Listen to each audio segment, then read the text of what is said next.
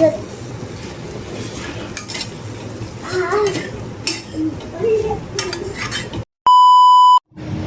Hello नमस्कार मंडळी, स्वागत आहे तुमचं आपल्या चॅनेलमध्ये. तर आज मी आहे ना साऊथ इंडियन रेसिपी बनवत होते. तर त्यासाठी इथे आहे ना 4 वाटी तांदूळ घेतले आणि त्याच वाटीने डाळीही घेत होते. तर इथं आहे पहिल्यांदा मी उडदाची डाळ घेतली तर अर्धी वाटी, आणि ते झाल्यानंतर परत घेतली तुरीची डाळ तेच थोडी घेतली, आणि त्याच्यातच हरभरा डाळ ही घेतली आणि मुगाची डाळ घेतली, आणि त्याच्यातच थोडेसे पोहे घातले. आणि हे सर्व मी दोन्ही मिळून तांदूळ आणि डाळ हे दोन्हीही स्वच्छ धुवून घेतले पाण्याने, आणि ते पाण्याने धुवून घेतल्यानंतर त्याच्यामध्ये पाणी टाकून भिजत ठेवले.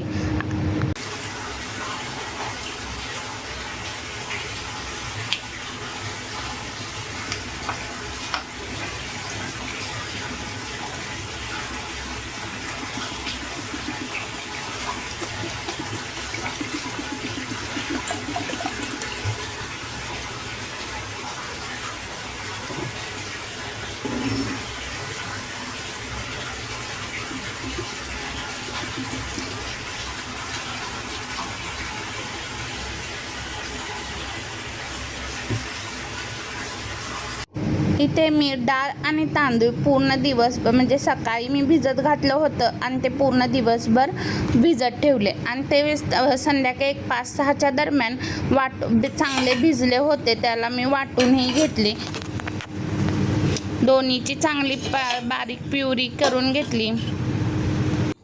आधी ना मी इथं सुरुवातीला सर्व डाळी घातल्या होत्या, भिजत ठेवल्या होत्या ना, त्या वाटून घेतल्या, आणि परत ते वाटून झाल्यानंतर ना परत मी तांदूळ वाटून घेतले.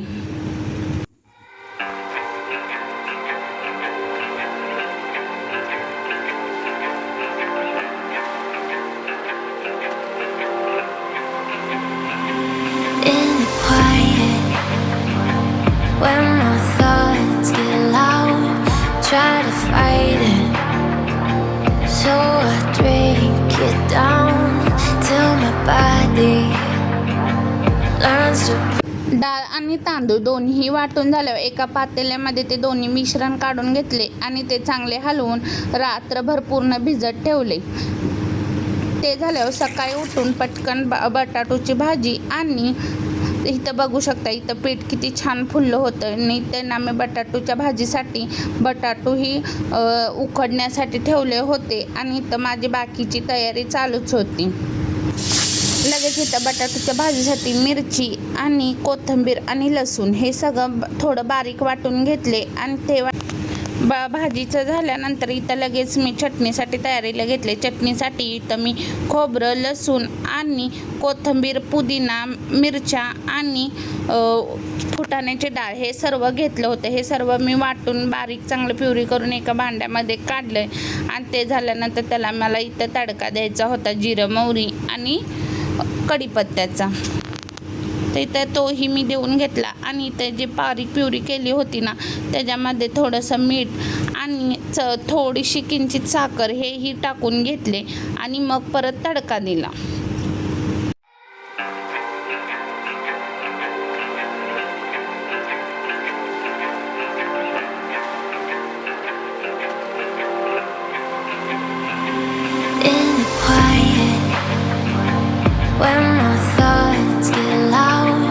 Try to fight it, so I drink it down till my body learns to breathe you out of my story, but it gets blurry in between.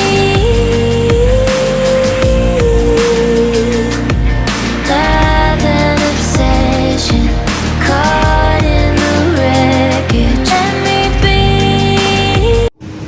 ते झाल्यानंतर इथं लगेच भाजीची तयारीला घेतली. त्या भाजीला जे बटाटो उकडले होते ना तेही सोलून घेतले, आणि नंतर लगेच कढई तापाय ठेवली. कढईमध्ये तेल, आणि तेल तापल्यानंतर लगेच जिरं मोहरीची फोडणी दिली, आणि कांदाही मोठा स्लाइस करून सुट्टा करून टाकला ह्याच्यामध्ये, आणि ते थोडंसं भाजल्यानंतर त्याच्यामध्ये जी मी पेस्ट केली होती ना तेही टाकून घेतली.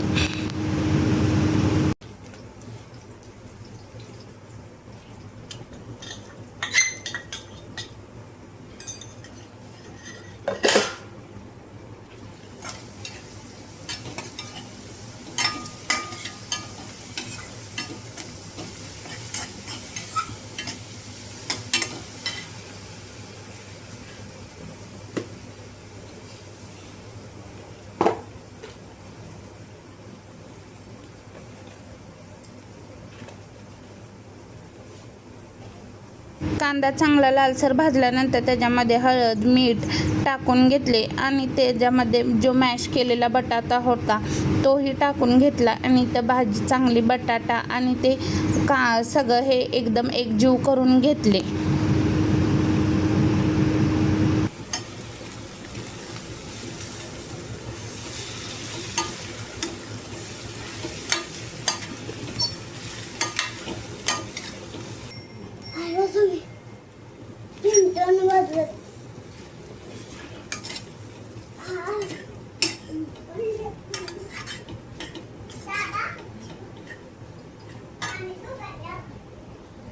चटणी आणि बटाट्याची भाजी तर रेडी होती. तर आता इथं मला ना डोसा आणि आप्पे बनवायचे होते. मग त्याच्यासाठी इथं मी थोडं एका भांड्यामध्ये ना पीठ काढून घेतले आणि त्याच्यामध्ये मीठ टाकून इथं चांगले ते हलवून घेतले. एकदमच मीठ सगळ्या पिठामध्ये मीठ नाही टाकले कारण की ते थोडं पीठ शिल्लकच राहतं ना, मग परत ते शिल्लक राहिलं की खराब होतं त्याच्यामध्ये मीठ टाकले की. त्यामुळे इथं मी थोडंच मीठ टाकून घेतले आणि चांगले हलवून घेतले. आणि इथं तव्याला लगेच इथं मी डोसे करायसाठी दोन्हीकडे तेल आणि पाणी टाकून घेतले.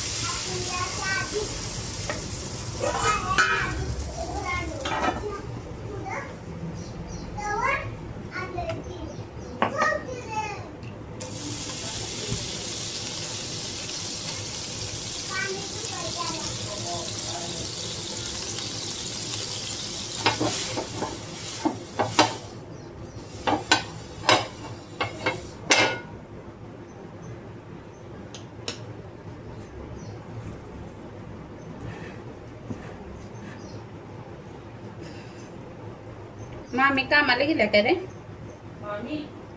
तीच की दीदी गावाला गेल्या सुट्ट्यांना नाही नाही मग बाळत पडलं. कुठली दीदी? कुठली इथली ना? होय ही दीदी.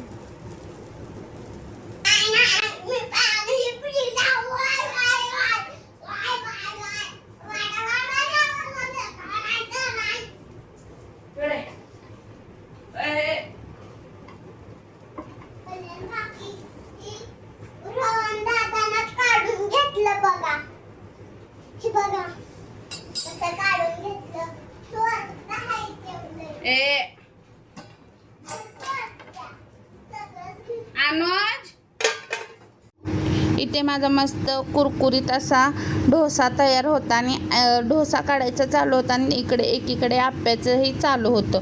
मग आप्पे आणि डोसा दोन्हीही रेडी झाले. इथं गरम गरम खायलाच खूप चांगलं लागतं. गार झाला की डोसा काही खायला चांगला लागत नाही, त्यामुळे मी पटकन करल तसं खायला पण देत होते. इथे एकाच पिठापासून 2 नाश्ता रेडी होत होते आणि माझी तर पद्धत अशी आहे. तुमची कशी आहे हेही कमेंट करून सांगा. तर चला तर मग आजचा साऊथ इंडियन संडे स्पेशल नाश्ता कसा वाटला.